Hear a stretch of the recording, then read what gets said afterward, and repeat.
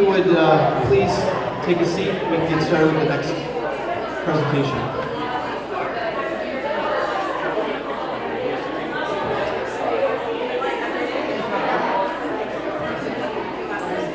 So I want to welcome everybody. My name is Stephen Lewis. My wife Suzanne is the principal organizer of this grandiose event this weekend, and really excited to be able to be involved in moderating this panel.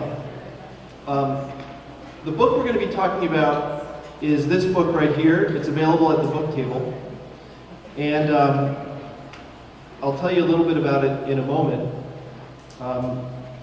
This presentation is not so much a book presentation as it is an effort to have a conversation, a dialogue related to the book. And we're doing that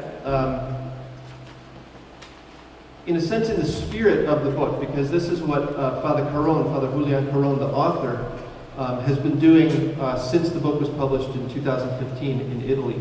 He's been going around and using it really as an opportunity to meet all kinds of people and have conversations with all kinds of people.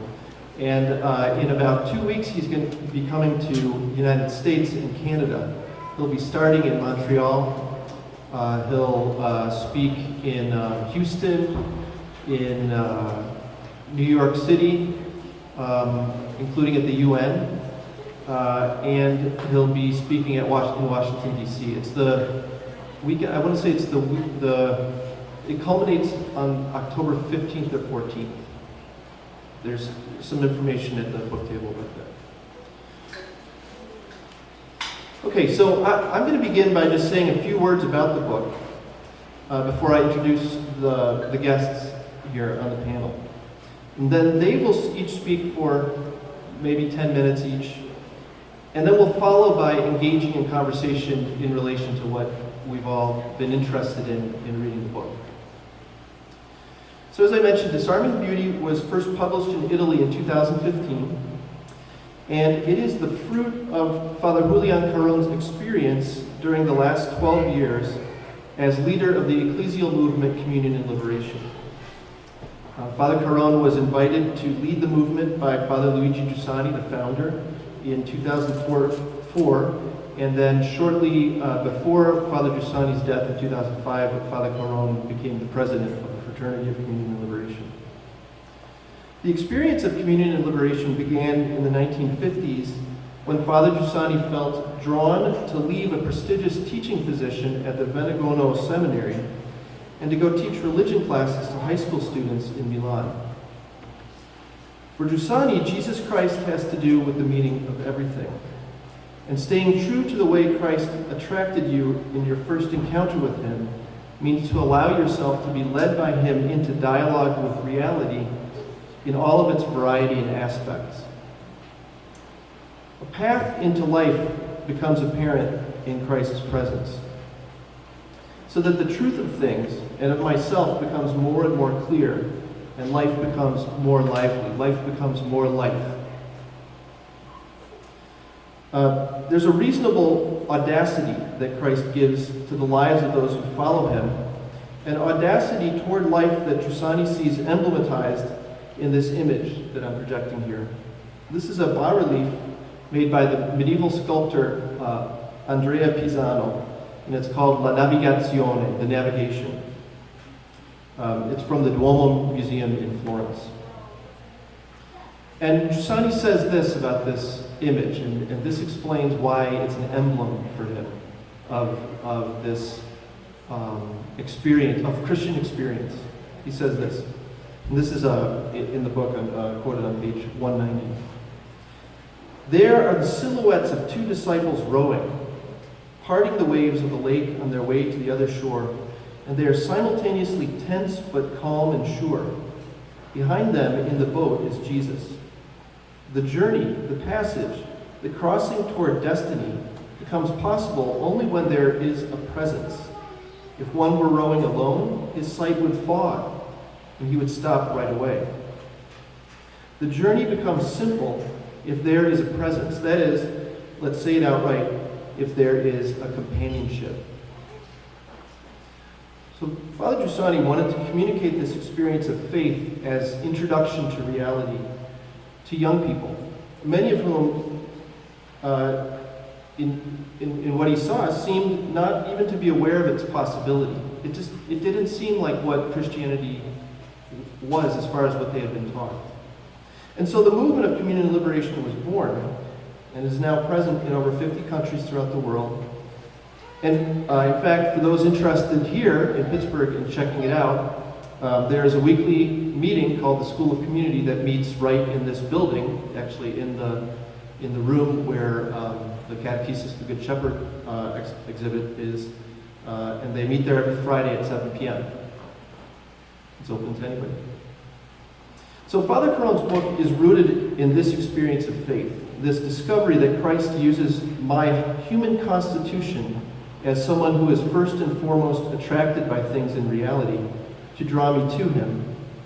And through the 17 essays that comprise the book, Father Carròn shows how so many of the challenges, crises, and worrisome situations that we face today in education, in work, in the instrumentalization of the human person that we were just hearing about in such detail, in tensions related to immigration, to religious freedom, or to marriage and family life, among many other things, that all these are in fact opportunities for a verification of the claim that the fascinating presence of Jesus Christ through the witness of the Church offers us precisely what we need in order to engage with reality as it is and become protagonists, that word that was used just a few moments ago, become protagonists in our own lives. So when I was rereading the book for this session, I asked myself, so ultimately, what do I take away as the core truth of this book, at least for me at this moment in my life? And I arrived at the following answer, which takes the form of an admonition. And this is what it was. You must take very seriously what attracts you in the circumstances of your life. And why is that? Why must I take seriously what is attracting me in the circumstances of my life? Precisely because it is in the disarming beauty of these attractive details that God is calling me to himself. He puts all kinds of things that are attractive and that draw us. And we need to take these very seriously. We need to really compare them with what the deepest needs are in our lives, because that's where the answer lies, in those details. And I think this is at the basis of everything else that not only Father Carròn, following Father Giussani, but also Pope Francis, Benedict XVI, and John Paul II have been proclaiming in these last three pontificates. This is what first drew me 19 years ago to the charism of Father Giussani, and what continues to fortify me on the journey of life today. So now I'm going to just quickly introduce to you these people here with me. I'll start with Rebekah Rojcewizc. She's been a catechist and formation leader in the Catechesis of the Good Shepherd for the past 36 years, since completing her training with its founders, Dr. Sofia Cavalletti and Gianna Gobi, in Rome. She has translated several of her mentor's books, many of which are available at the book table, as well as articles that they've written from the original Italian, and has written various pieces on Catechesis of the Good Shepherd core texts. Rebekah works with children ages 3 through 12 in her parish, and at the center run by the Missionaries of Charity in Memphis, Tennessee. She serves on the formation committee of the Catechesis of the Good Shepherd USA, as well as on the international board of the Catechesis of the Good Shepherd. Younus Mirza, you may remember from about an hour and a half ago. He was up here. He is assistant professor of Islamic Studies in the Department of Religious Studies at Allegheny College. He received his PhD in Arabic and Islamic Studies from Georgetown University in 2012, and he wrote his dissertation on the influential medieval historian and Quranic exegete Ibn Kathir, who died in 1373. And the works of Kathir have been appropriated by modern Islamic movements, and therefore I have a special interest currently. Also, his research currently focuses on how modern Muslims engage the Quran and the classical Islamic tradition. He teaches courses at Allegheny on the Quran, on Islamic movements, biblical and Quranic prophets, marriage and sexuality in Islam, Islam in America, and Islam and other religions. Professor Mirza is a member of an organization called the Study of Religions Across Civilizations, or SORAC, S-O-R-A-C, which develops dialogue and companionship among Muslim, Christian, and Jewish scholars with the aim of improving relations between the U.S. and the Islamic world.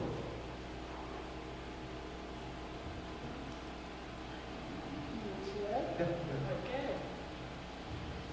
So we were going to share with you a little bit about our own take on the book, where we come from in picking up this book. I am pretty new, very new to the communion and liberation movement, but I've known Suzanne for many years, and we share a love for the Catechesis of the Good Shepherd. And a few years ago, she told me about that a favorite song from the Rome we call Atrium, the prepared environment for the children where I was trained. A favorite song of the children is, in Italian, it's Il Signore ha messo un seme. The Lord has planted a seed at the beginning of my walkway. And it's this very minor tone song, and it says, who knows? I want it to germinate, I want it to flower, but only the Lord knows the time of its germinations. It's a beautiful expression of that mystery that's always unfolding. And I loved the song, and Suzanne said, oh, Communion and Liberation had recorded it. So this is all I knew about Communion and Liberation, except for Father Giussani's, some of the short pieces of his work had appeared in my daily readings book, Give Us This Day. So I was a little bit familiar, but she asked me, would I like to sit on this panel? And only because of that song, and only because I know and love Suzanne, did I say, okay. Then I got the book, and you are not going to read this book quickly, said I, because it is so rich and dense. But it's packed full of the truth. What my next response to it was to marvel over the fact that in my Christian Methodist upbringing, I only became Catholic 40 years ago, but in my Christian Methodist upbringing, all of these most essential truths were part of my life, and that I received that foundation already. The other great revelation for me in this book was all of these beautiful things he's talking about. The importance of adherence to reality, freedom, the importance of a living witness that will attract us and companion us on this. That all of these beautiful concepts, I speak a little bit different language, but it's all from the Catechesis of the Good Shepherd. So part of my joy in this book was remembering that there is one truth, and that it comes through different voices, different perspectives, but part of the joy is that we are all on this same journey. And one of those great particular joys was my favorite poet is Charles Peguy, and Carròn quotes him several times during the book. I've read it, I've reread it, I've taken notes, and it's still something that I want to continue to go deeper into, but it resonates with the truth I already knew. Great. Thanks so much for those words, and thank you once again for Suzanne for inviting me to speak, for moderating this panel. I really enjoyed being here for the short time I have already, and I really appreciate this panel because we had some homework to do. Usually as professors we're assigning books to read, but we were assigning a book to read, and I felt I was back in grad school. And I would once again encourage everyone to read this book. And very rich One thing that struck me based on my work was the focus on education and youth. So the idea of this movement being a movement where the early kind of pioneers went and started teaching high school students, leaving prestigious jobs, focusing on the next generation, and then those youth growing up and owning the movement. I found that remarkable. One quote that really stuck me from the book was on page 45, "No one generates unless he has been generated." So the idea that you have to have experience of being great to kind of pass that on to other people. It connects very much with my work because the study of religion across civilization has this unique partnership with Morocco. And the other year we actually had a trip to Morocco, and it was headed by a Catholic professor at Georgetown named Paul Heck. And for so many of the Muslim youth there in Morocco, seeing a white American Catholic Christian scholar who's speaking Arabic to them was just remarkable. And he has also made a great effort to speak to the youth, speak to Muslims. And this is something that comes out in the book itself, because Juliàn Carròn talks about how he's going to translate this book into Arabic. And so his audience isn't only just Christians or Catholics, but he has a larger vision of his message, which I thought was remarkable. One story that came out of this trip that I like to share, and we can maybe move to a larger discussion, is that we were in the Western Sahara. And the Western Sahara is an area that's 99% Muslim. And we were driving around and we saw a church. And two members of our delegation are Catholic, one's a Franciscan. And they said, hey, why don't we just go and stop by and look at this church? So we went to this church. The guy himself, who was Muslim, had never been there. And we knocked on the door, no one answered. But we saw there was a number to call. So we called that number, and then next thing we know that we see someone coming out in a wheelchair.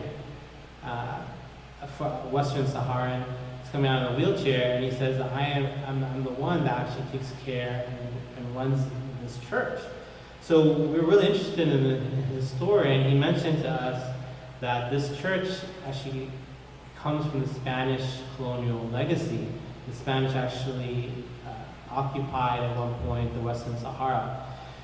So they had built this church there, this Catholic church, and he grew up, and the fathers of that church actually went and took care of him. He was a disabled person. He developed an emotional bond with them, and he became very close, even though he identifies as Muslim. When the Moroccans eventually took over the Western Sahara, the Spanish eventually left. And in the mid-70s, the Moroccan army came in and started destroying all the Spanish traces. They wanted to kind of extinguish the Spanish legacy and develop their own Moroccan heritage. So they went to the church and they started to destroy it.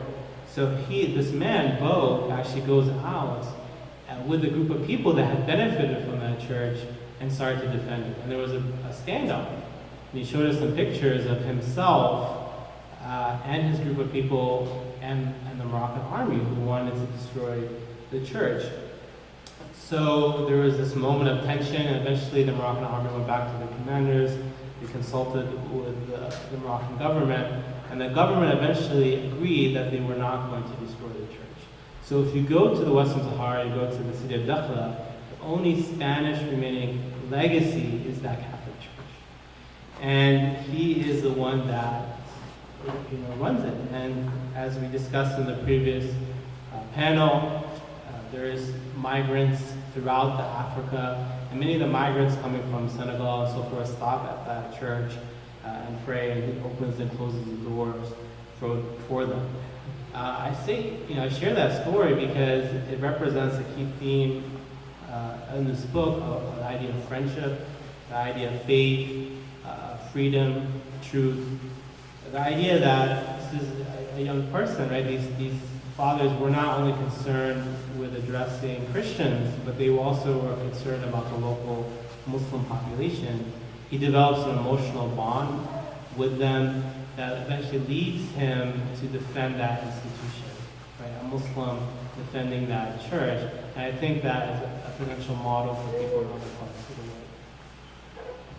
Thank you. So we've had a couple words already that have come out, and these were, we had a pre-meeting, earlier this week just to talk a little bit about what was striking us and to see what we wanted to talk about in this conversation. And so already the three of us are all involved in education. So the theme of education, the theme of freedom, the theme of witness are all very important in this book. So maybe I could ask, and I don't know who would want to start, but if you want to maybe elaborate a little bit on maybe some of the challenges you see in the classroom or with students, and how as Father Carròn speaks about it, how the issue of freedom, the issue of witnessing impacts is maybe in some ways part of a solution to a problem that you encounter or witness or see.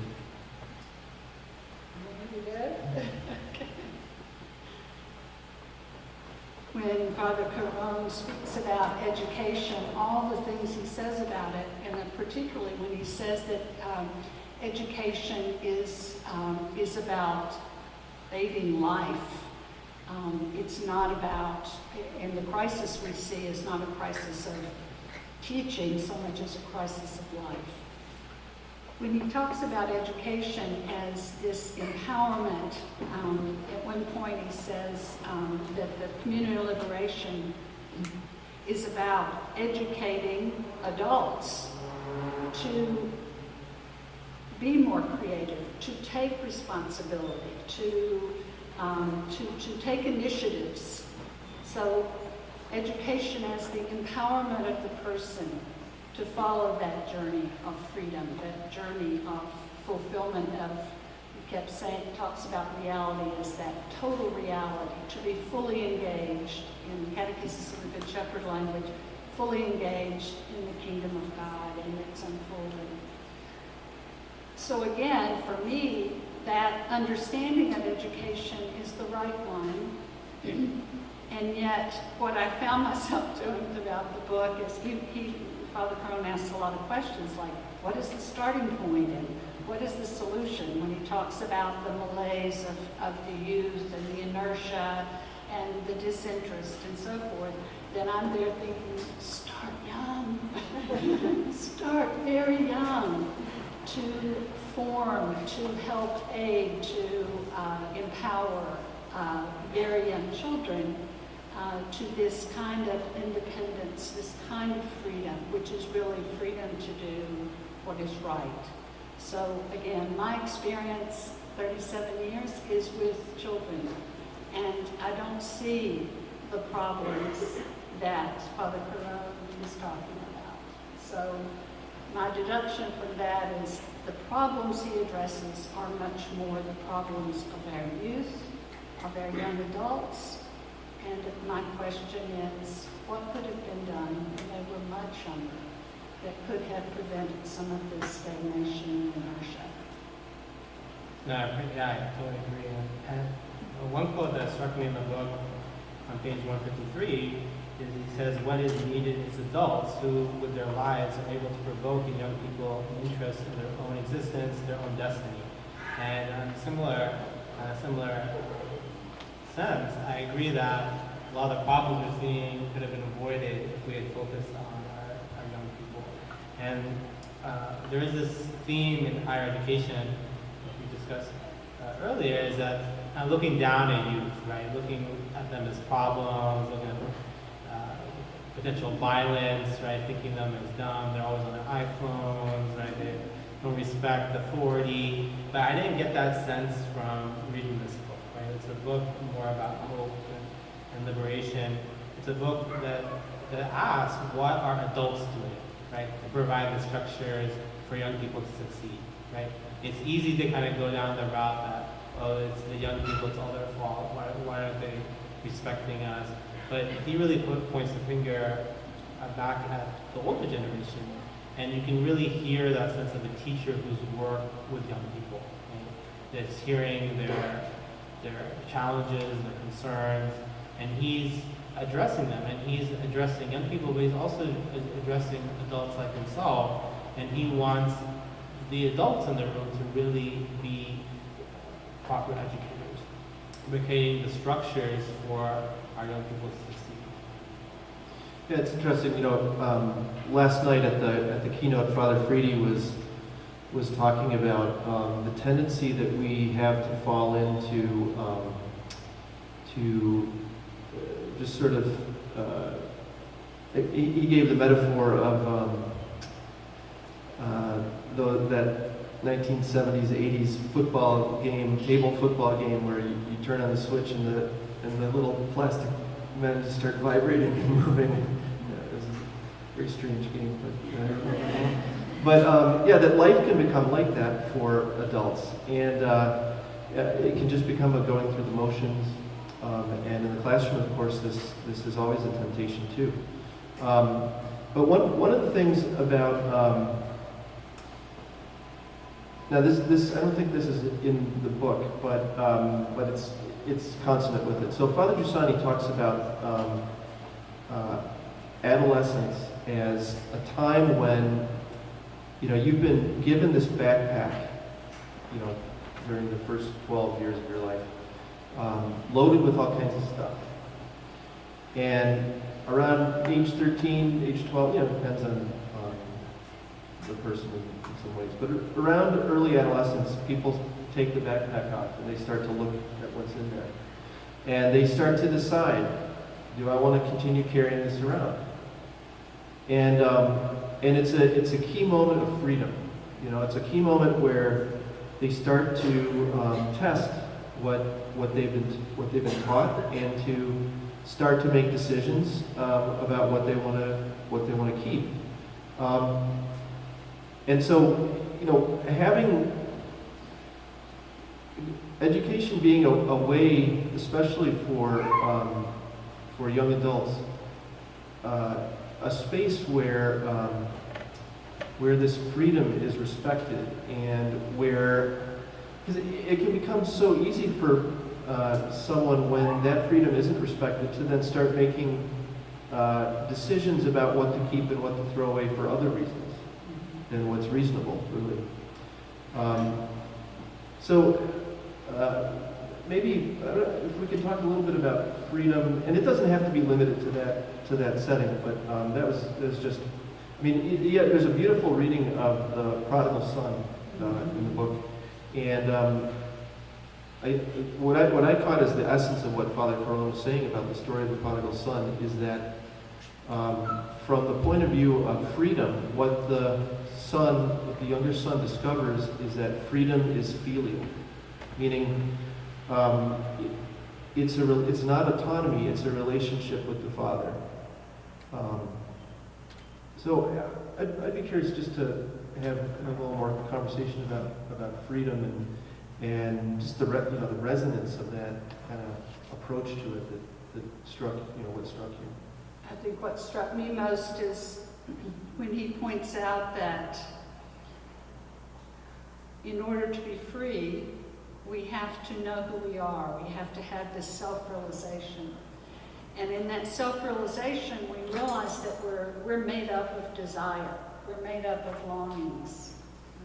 And why? Because we were created by an infinite longing, an infinite love, an infinite desire. And that is who we are. And anything that prevents us from continuing on that path to fullness. We began with young children, with the parable of the Good Shepherd, because he tells us everything we need to know for life in that one parable, really. But he says, I came so that you may have life and have it to the full. So freedom means the capacity to continue to reach for that freedom, to journey towards it. Anything that prevents us. So it's not a matter of what I want to be able to do anything I want, but true freedom has to be in relation to who we are. And who we are is made for infinite joy, infinite fullness. That's what prevents us. Captivate. Anything that keeps us from that is against, is our freedom, our pursuit of freedom.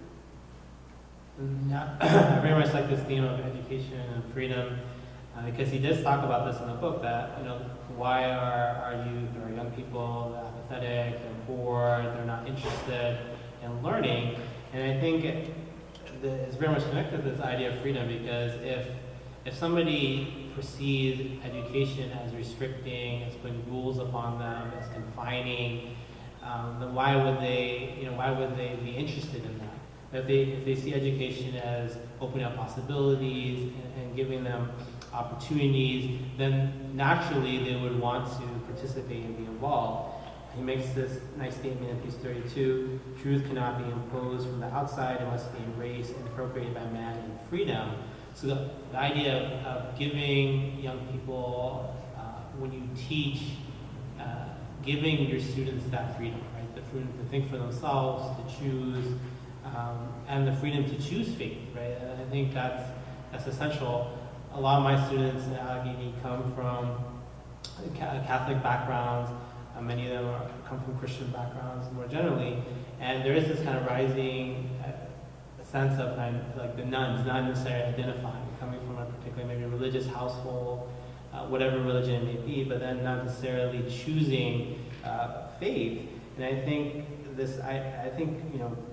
Carròn has a potential anecdote in the sense that he believes that education should have this freedom, but then youth should see faith as not empty ritual, but actually as guiding them as a force of spirituality and purpose in their lives.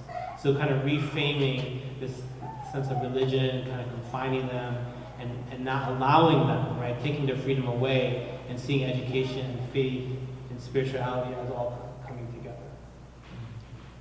Yeah, and the figure of the teacher or the witness in this sense, it's interesting because it's not as if this freedom completely lacks discipline.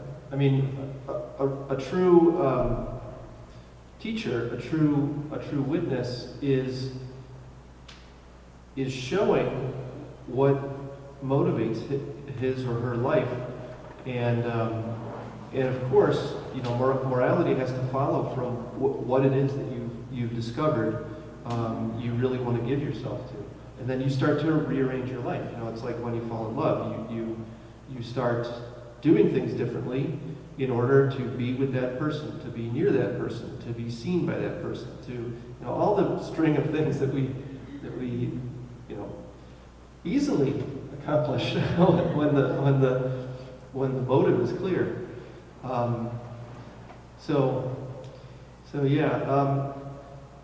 Did you want to add anything more? Yeah, I would love to. Because this subject of freedom is one of the ones of the book that was most interesting or engaging for me. But Carròn talks about true freedom as having to exercise one's independence, having to exercise the actual facing of challenges, that you have to have that. You have to have that opportunity to deal with it. Freedom isn't something that you're taught so much as it's a lived experience. And in that, I was sharing in the atrium, the prepared environment for the Catechesis this morning with some moms. We were talking about our children and that challenge of freedom and how much freedom you give them and how much you impose those restrictions or those limitations.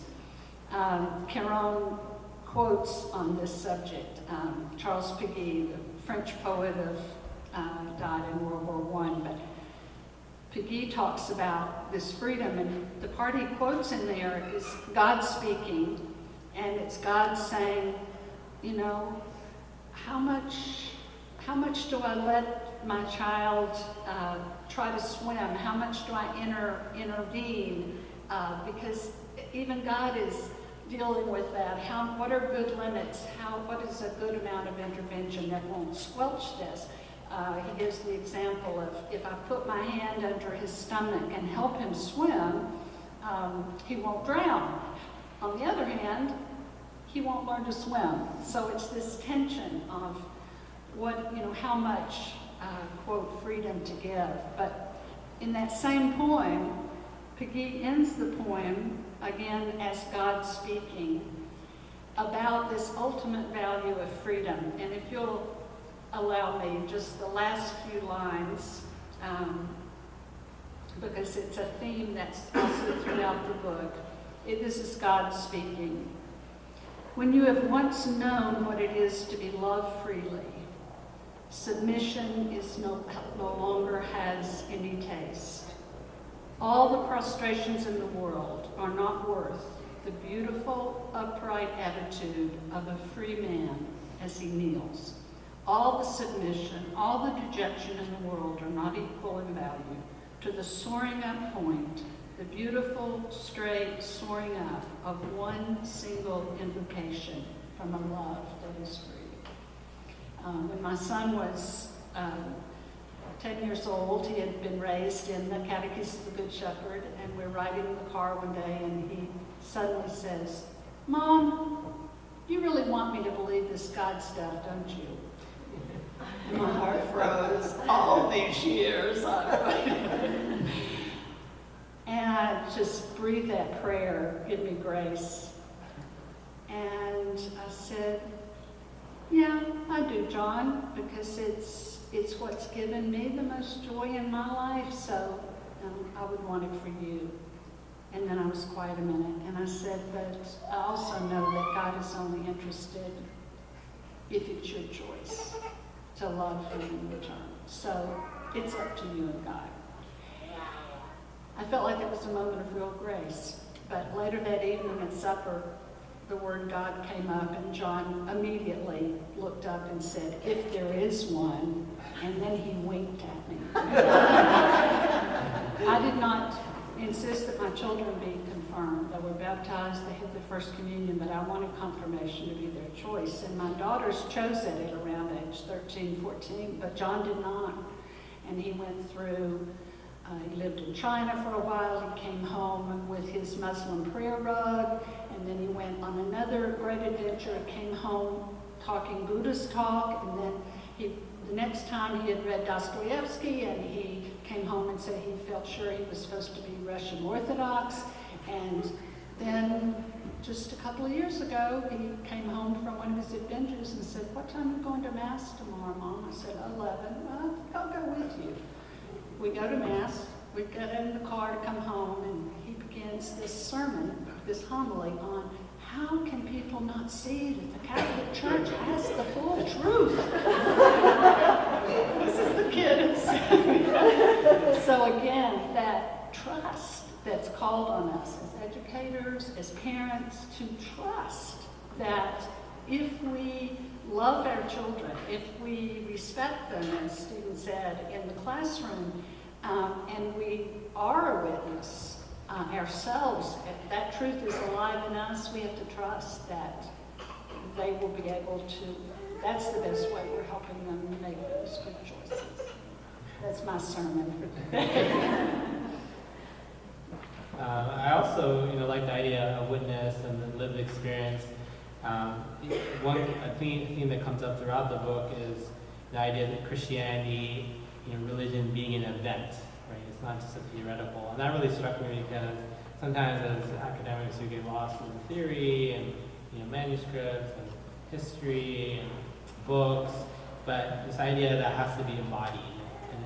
And part of my work through SORAC is the idea that you have to study the other with the other, right? You can't just, just stand up there and talk about the other. You have to actually meet them, talk with them, have a meal with them. And then in these different moments, different things come up, and you have these intellectual discussions in a very social setting. So that was something that spoke to me. One anecdote to share on that is that when we did go to Morocco, and these Moroccans were just so fascinated with the Catholic. They were less fascinated with me, to be completely honest. They're like, oh, this guy, is American, he's, Muslim and so forth. But we're really impressed with these white Americans, right, that came here to visit us, and they're Christians and they're talking Arabic, and what was fascinating is at the end, one of them came and spoke to the kind of Catholic congregation, or the members that are there, and he said, what you said was great, but you just being here, just embodying this idea of cultural exchange, of wanting to get to know us, of sharing your religion, practicing it, and just your being. That really changed us. That changed our whole outlook on Christianity, the West, on America. So I think this idea that of really witnessing, embodying, is, I believe, why the movement eventually took off, right? Because people not just only read the book or read different writings, but they witnessed and they were in the presence of other good people. If you don't mind, can I ask you, because I can imagine that for you in your current situation, that it's sort of, in some ways, maybe analogous. I mean, to what you just described in Morocco. I mean, how do you, when you're teaching Islamic topics, how do you make the decision about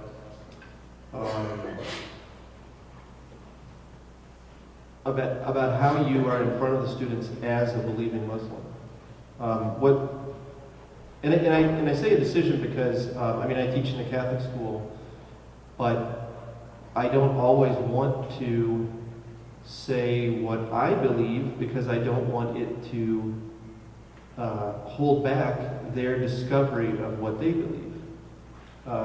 Sometimes, though, I do want to, make it very clear. So, so I don't know if you have any details. When your Catholicism comes out, but I think for the majority of my students, I would say 90% come from Christian backgrounds, and we have very small Jewish and even small Muslim population at Allegheny.